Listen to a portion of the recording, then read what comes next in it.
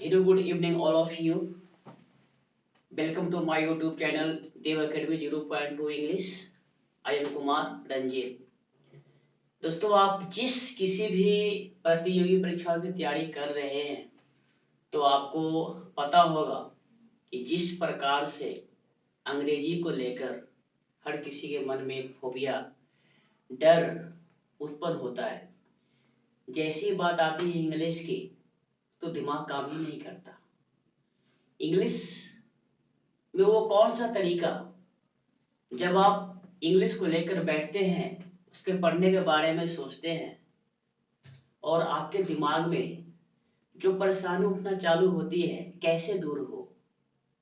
इसी के लिए मैं आपके बीच लेकर आया हूँ छोटी छोटी कंसेप्ट, जो आपको अंग्रेजी को पढ़ने में आपका जो रास्ता है, आपका जो तरीका है, उसको आसान बनाएगा। सबसे पहले आपको अंग्रेजी में किसी भी चीज को पहचानने आना चाहिए। अगर आपको उसका अर्थ नहीं आता है, तो आप अर्थ सीख जाएंगे, बगैर अर्थ के भी आपका काम हो जाएगा। लेकिन इंग्लिश का वाक्य बड़ा हो या छोटा हो, अगर हम बात करें द हिंदू या Indian express, times of India अखबार की अगर हम बात करें, और आप न्यूज़पेपर को खोलकर पढ़ने के लिए जाते हो, आपको पढ़ने की इच्छा होती है, लेकिन जैसे ही आप पेपर खोलते हो, एडिटोरियल वाले भाग में जाते हो, आपका जो माइंड है वो काम नहीं करता है और आप अंग्रेजी जो अखबार है उसको पढ़ना बंद कर देते हैं। वो कौन सा तरीका है जो आपको मदद करेगा अंग्रेजी अखबार को समझने में? उसी के लिए अभी हम आपके बीच लेकर आए हैं कुछ कंजंक्शन, जो मैं आपको बताऊंगा। जितने सारे कंजंक्शन है अंग्रेजी के भाषा में, अंग्रेजी में जितने सारे कंजंक्शन है, मैं आपको उन सबको लेकर आया हूँ और बारी बारी से बताऊंगा। प्रत्येक कंजंक्शन को लिखकर उसका जो अर्थ है, उसके अर्थ को भी बताऊंगा। तो कंजंक्शन अगर उसका हिंदी आप कर लेते हैं, तो उससे आपका काम नहीं चलने वाला है। क्योंकि अगर हिंदी, किसी भी वर्ड को अगर हिंदी मतलब जाने और उससे आपका काम हो जाए, तो हर कोई परीक्षा को पास कर लेता। लेकिन ऐसा नहीं, ठीक है। तो कौन सा तरीका है मेरे भाई, ध्यान देना, आप देखना। कंजंक्शन जो इतना बड़ा रोल अदा करेगा आपको अंग्रेजी को आसान बनाने में, आपने कभी कल्पना भी नहीं किया होगा। अगर हम बात करें सब्जेक्ट वर्ब एग्रीमेंट की, तो सब्जेक्ट वर्ब एग्रीमेंट जैसा आपको टॉपिक से पता ही होगा, सब्जेक्ट वर्ब एग्रीमेंट ऐसा टॉपिक है। लेकिन अगर सब्जेक्ट खोजने की अगर हम बात करें, सब्जेक्ट को खोजने की बात करें, ऑब्जेक्ट को खोजने की बात करें, क्लॉज या फ्रेज के निर्धारण की अगर बात करें, तो हर एक जगह कंजंक्शन जो है आपके रास्ते में बाधा के रूप में आ जाएगी। अगर आपको याद है, तो आप आसानी से आगे बढ़ जाओगे, ठीक है। तो मैं बताता हूं कंजंक्शन के बारे में। कंजंक्शन जो होते हैं वो तीन प्रकार के होते हैं, ठीक है। अब वो तीन प्रकार कौन कौन है, मैं आपको बारी बारी से बता रहा हूं। जैसे आप देखना कि ये लिखा हुआ है all the conjunction, all the conjunction, ठीक है। और नीचे लिखा हुआ है एक में कोऑर्डिनेटिंग कंजंक्शन, कोऑर्डिनेटिंग कंजंक्शन। और कोऑर्डिनेटिंग कंजंक्शन की जो संख्या है, इनकी जो नंबर है, वो है आपको 7, ठीक है, वो है आपको 7। अब वो 7 कौन कौन है, वो 7 कौन कौन है, वो आपको मैं बता रहा हूं। तो अगर हम बात करें कोऑर्डिनेटिंग कंजंक्शन की, तो पहला है आपका उसमें 4, FOR 4, जिसका 3 अर्थ है, जिसका 3 अर्थ है। पहला अर्थ है आपका के लिए, दूसरा अर्थ है से, और तीसरा है क्योंकि। अब कहां के लिए कहां से और कहां क्योंकि, इसका विस्तार से अध्ययन हम लोग करेंगे एक्सरसाइज में। लेकिन सबसे पहले हम आपको इसका पहचान का तरीका बताते हैं कि अगर आप किसी भी वाक्य में अगर फोर को लिखा हुआ देखे तो फोर का 3 अर्थ निकल कर आएगा। एक होगा आपका के लिए, दूसरा होगा से, और तीसरा होगा आपका क्योंकि। ठीक है, तो इन तीन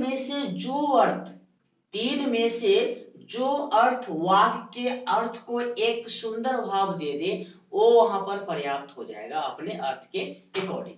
ठीक है, तो हम बात करें फोर की, तो इसका 3 अर्थ है, के लिए, से और क्योंकि। उसके बाद अगर हम बात करें एंड की, तो एंड का 2 अर्थ है। एक होता है आपका और, जो आप सब जानते हैं, और दूसरा होता है तथा। ठीक है, एक होता है एंड का मतलब होता है और दूसरा होता है तथा। अगर हम बात करें नॉर, तो नॉर का मतलब होता है नाही। उसके बाद बट के 2 अर्थ है। एक अर्थ है आपका किंतु, दूसरा अर्थ है आपका छोड़कर। उसके बाद अगर हम बात करें और, तो और का आपका 2 अर्थ है। एक है या दूसरा है अथवा।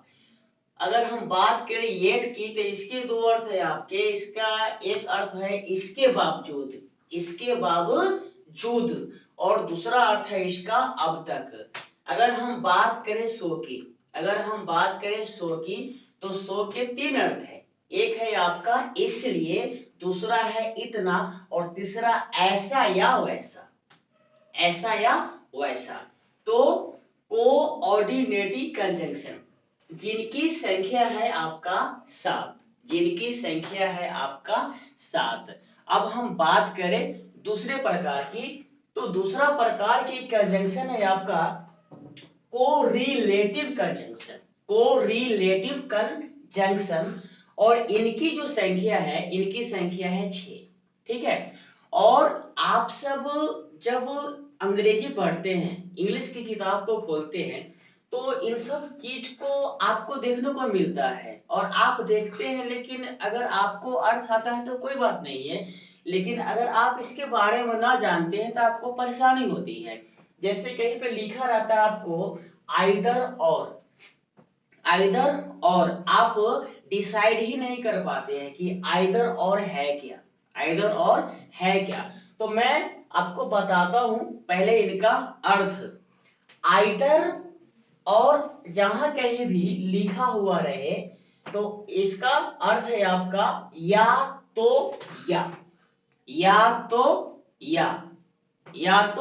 या। उसी प्रकार अगर हम बात करें नाइदर नॉर की, आप देख रहे होंगे कि आइदर और के बीच में डॉट है। इसका मतलब क्या हुआ कि आइदर और के बीच में जो डॉट है, इसके बीच में आपको कुछ लिखा हुआ रहेगा। उसी प्रकार अगर हम बात करें नाइदर नॉर की, तो इसको आप पढ़ोगे न तो न। वेदर डॉट और, इसको क्या पढ़ोगे चाहे या। उसके बाद 4 नंबर में अगर हम बात करें नॉट ओनली बट एल्सो, इसको क्या पढ़ोगे आप, इसको पढ़ोगे ना सिर्फ किंतु भी। उसके बाद नो सुनर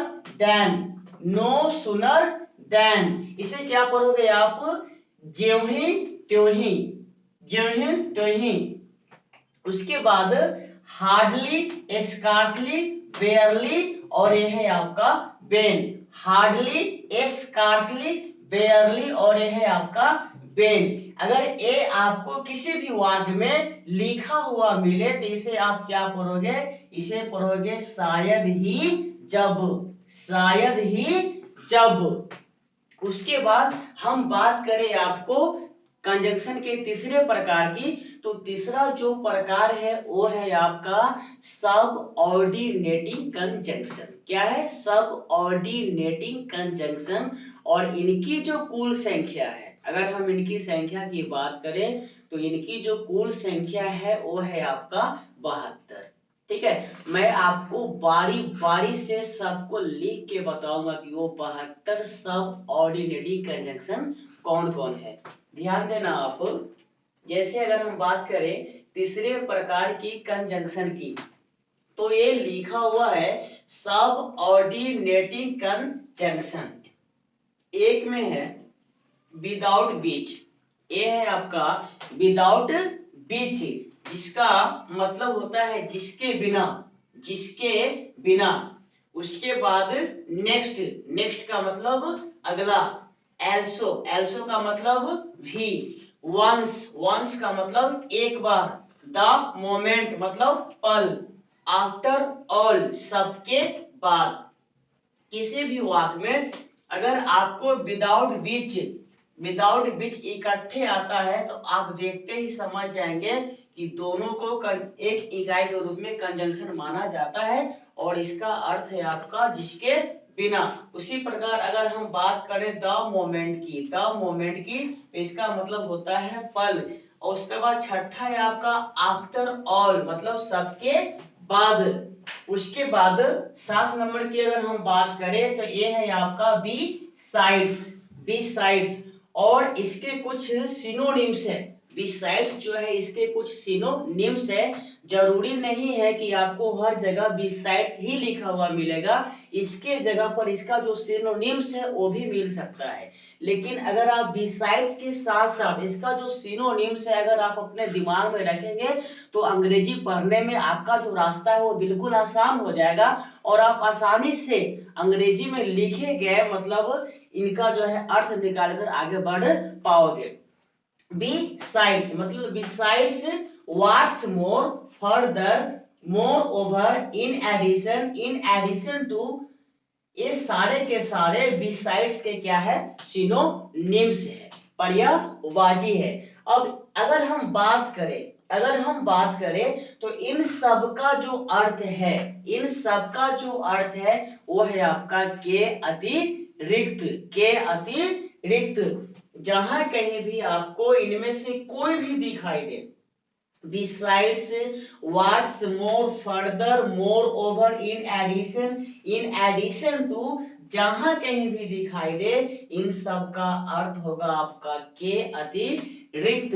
उसके बाद अगर हम बात करें तो ये है आपका इंसिडेंटली, इंसिडेंटली। और इसका मतलब होता है संजोग से, क्या होता है, संजोग से। उसके बाद एज, एज का दो अर्थ है, एक है आपका के रूप में और दूसरा होता है क्योंकि।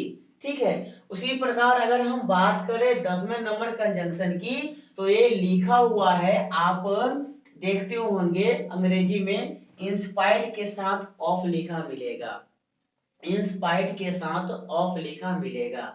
और अगर हम बात करें कॉमन एरर की, अगर हम बात करें कॉमन एरर की तो कॉमन एरर में अगर इंस्पाइट लिखा हुआ मिलेगा तो आपको फंसाने के लिए क्या किया जाता है, ऑफ को हटा दिया जाता है। या फिर डिस्पाइट अकेला होता है, डिस्पाइट के साथ आपको ऑफ लगा दिया जाएगा आपको उलझाने के लिए। अगर आप इनको जानोगे, इंस्पाइट के साथ ऑफ आता है और despite regardless of, regardless of, nevertheless, notwithstanding, nonetheless, even so, albeit. इन सब का मतलब, इन सबका मतलब होता है के बावजूद, इन सबका मतलब होता है के बावजूद। अगर बात हम करें 11 नंबर कंजंक्शन की तो ए लिखा हुआ है आपका सेंस, ए लिखा हुआ है आपका सेंस। और सेंस का भी आपका 3 हिंदी में अर्थ होता है। पहला जो अर्थ है इसका चूंकि, दूसरा जो अर्थ है आपका क्योंकि, और तीसरा जो अर्थ है आपका से। आपको जो है अगर सेंस कहीं लिखा हुआ मिले तो आपको 3 तरीके से उसको हिंदी में पढ़ के देखना है।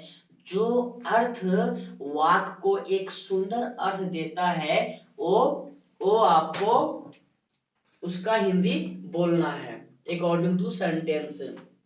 सिंस के 3 अर्थ है आपका चूंकि, क्योंकि, से। और उसके बाद अगर हम बात करें वाइल की, उसके बाद अगर हम बात करें वाइल की, तो इसका मतलब जब होता है। तो अभी मैंने आपको कंजंक्शन, ऑल दी कंजंक्शन, जिसमें मैंने आपको बताया कंजंक्शन जो इसके 3 टाइप्स है, 3 प्रकार है। और पहला जो टाइप्स था आपका वो था आपका कोऑर्डिनेटिंग कंजंक्शन, जिनकी जो संख्या थी 7 थी। और दूसरे प्रकार की अगर कंजंक्शन की अगर हम बात करें तो वो था आपका कोरिलेटिव कंजंक्शन, जिनकी संख्या थी 6। और तीसरे प्रकार की कंजंक्शन जो सब ऑर्डिनेटिव कंजंक्शन था, इनकी संख्या थी आपको 72। इसके जो बचे हुए कंजंक्शन है सब ऑर्डिनेटिव कंजंक्शन में मैंने आपको 12 तक बताया। अब इसके जो बचे हुए कंजंक्शन है 60 कंजंक्शन की अगर हम बात करें कुल, तो इनकी जो संख्या वो है आपका 85। 72 है सब ऑर्डिनेटिव कंजंक्शन, 7 है आपका को ऑर्डिनेटिव कंजंक्शन, और 6 है आपका को रिलेटिव कंजंक्शन। अगर आप तीनों को ऐड करोगे तो कुल 85 कंजंक्शन है। अगर आपको ये 85 के 85 कंजंक्शन अगर आपके दिमाग में है, तो अंग्रेजी को समझने में, अंग्रेजी के वाक्य में किसी भी शब्द को बताने में आपके जो रास्ता है ना बिल्कुल आसान हो जाता है। ठीक है, तो उम्मीद करता हूँ कि आपको ये बातें समझ में आई होगी। हमारी अगली मुलाकात अगली वीडियो में होगी। Thank you very much for watching my YouTube channel Dev academy English 0.2।